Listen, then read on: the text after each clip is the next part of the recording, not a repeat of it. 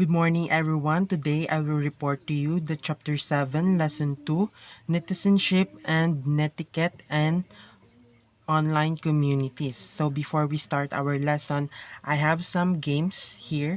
Student will identify and perform it using their facial reaction. Be my emoji. So I will select five students to perform this emoji. So first emoji is this on your screen. Next, next, next, next. And now, let's proceed to the lesson outcomes. So first, define netizenship and netiquette. Formulate a set of netiquette guidelines and evaluate the knowledge of student. The Philippines is being considered as social media capital of the world, has a need to stress social media education and etiquette among online users. The interview conducted with parents and teachers of high school students in the above example underscored the need to use social media responsible. All agreed for the inclusion of social media etiquette in the education curriculum, either as a separate subject of integrated and good manners and right conduct. Social media can attain many things in terms of social good. That was according to Brutus 2015. So we all know that Philippines is the number one or the capitals of user of internet or social media in the world. So that's why we need to consider all the etiquette and being responsible on how we post or comment on social media that we have. How can social media be used to affect positive change?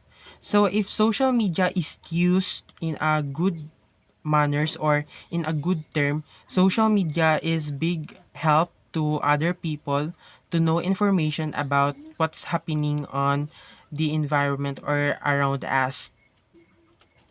So now let's proceed to the discussion of netizenship and etiquette. Netiquette. Netizenship. Netizenship is the term netizens in portmanteau of words internet and citizen as in a citizen of the net or net citizen. It describes person actively involved in online communities or the um, internet in general. So when we say netizenship, we consider it as the communities who use internet or citizen of the net. So we are the user. If we are the user of internet or social media, we called ourselves as netizenship or a group of netizenship. Next is the netiquette. According to Encyclopedia Britannica, netizenship is a set of guidelines of courteousness communication in the online environment. Netiquette guidelines include rules of the both social interaction and technical activities in the um, internet. So, netiquette is a short for internet etiquette, just like etiquette in a code of polite behavior in the internet. So, this includes several aspects of internet such as email, social media, online chat, web forums, website comments, multiplayer gaming, or other type of online communication. So when we say netiquette, it is a proper manner on how we cater or handle those poses or those um, um, things in social media. So if we have netiquette or on social media, our social media would not be in a bad side of environment that we have. So we have here the guidelines on etiquette on social media. First is the protection of reputation. Whatever in real or in a virtual world, you are the same person. Do not do only what is appropriate and share information that does not harm you as a person. So protect of reputation. It is about protecting our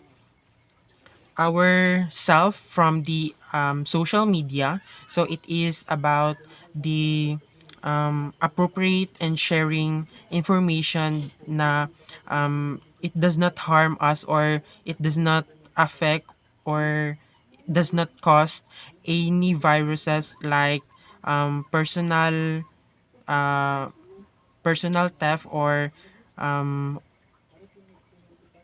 virus or spam on our social media. Number two is respect others. So respect begets respect. Treat everyone with respect even if you have not seen him or her in person. Be judicious about what you say in your own and other pages. So posting on social media, we have some sayings that think before you click. So respecting other netizenship or other users of social media can be good effect on social media on how to use it properly. So respecting others is respecting yourself, and if you respect them or them, they will respect you. It is because everyone has to respect to each other. Next is the number three, express yourself clearly and use emoticons. Communication online is difficult because of emoticons are not evident during communication. So, miscommunication usually takes place because your facial expression and body language cannot be seen, and the tone of your voice cannot be heard. So those emoticons are readily available to show your emotions. So mas mahirap talaga kapag ang communication is a virtual.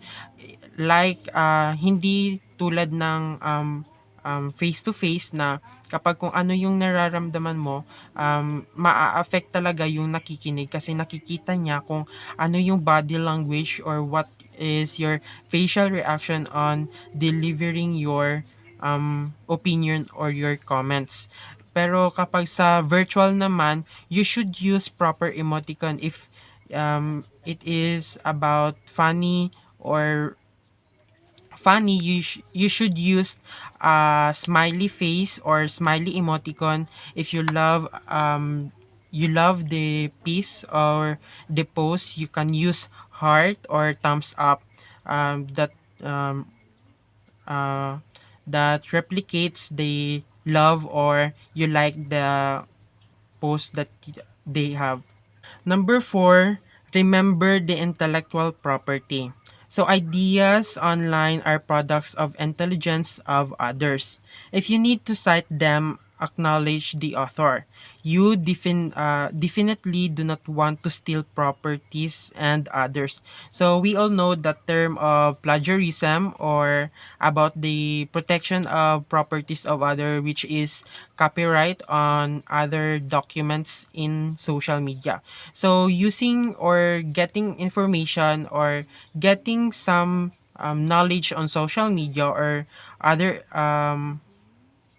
citation on social media, we should use citation or references on where did we get that knowledge or information that we get on social media, para hindi tayo makasuhan ng plagiarism. Number five, check spelling, grammar, and punctuation.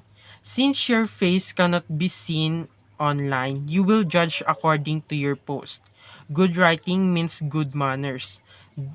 We do not want to waste other people's time reading our post, which is in incomprehensible incomprehensible. So using grammar, using punctuation and correct grammar and spelling, it can affect to the readers on your post on social media.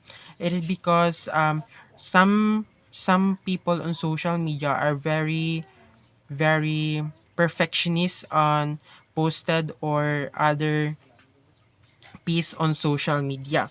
So in using punctuation and correct grammar, it can affect on your personality as an individual. So some of them reading your piece, if you have wrong grammar or wrong punctuation, nag-iiba yung message na nararating sa kanila if they are perfectionist or they are knowledgeable enough in um, correct spelling or grammar and using punctuation. Next is the number 6. Pause before you uh, pause before you post.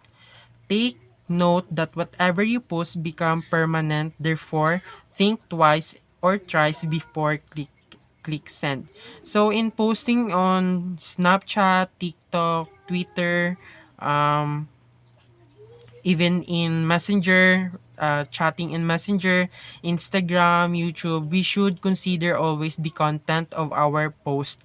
If it is good enough to other people, it is acceptable enough to other people, to other viewers about the um, content or the other grammar like punctuation or spelling, so that it does not affect you on a person, kasi minsan kapag mali yung grammar or mali yung napopost natin, nadja-judge kaagad tayo ng ibang tao. So, number 7, do not share your personal information. Sharing your personal information online is like going around the street wearing a shirt printed with your name, birthday, address, name of parents, etc. You definitely do not want to reveal all those of many people. Besides, providing all those publicity will make you prone of identity theft. So, do not share your personal information. So, some of us post our personal information on Facebook because Facebook is usable in our um, country. So, posting our names, address, or other information about us or private information about us, it can be prone of identity theft that can make our personal information they get. So, kaya minsan yung iba nahahack yung mga Facebook account nila at um, nahahack at ito ay um, minsan nag-share ng other malicious videos or other spam messages that can affect the relationship sa ibang tao. Number 8, think about who or what you are representing. As a son, daughter, you represent your family. As a student, you represent your school. You do not want your family or school to be put on shame by what you do. So some of us should be responsible on posting on social media. It is because if we or we post some malicious or not appropriate on social media, it does affect on our family name or in our group that we belong. So, or a school where we school or studying. So we should responsible on posting on social media so that it does not affect on our what our representing or what is the environment we belong. We are responsible for the public face that the connected world see us. So we are the face of public that other people sees us. So if we post on social media, we should responsible on it. It is because it can affect on us as a person on what we've doing on social media or in other platform of social media. Consequently, our individual reputation is shaped by our own posts on social media. So that what I said earlier, that we are responsible of our personal identity or personal manner uh, about what we post on social media. So that was my report about Chapter 7, Lesson 2, Netizenship and Netiquette in Social Communities. Thank you.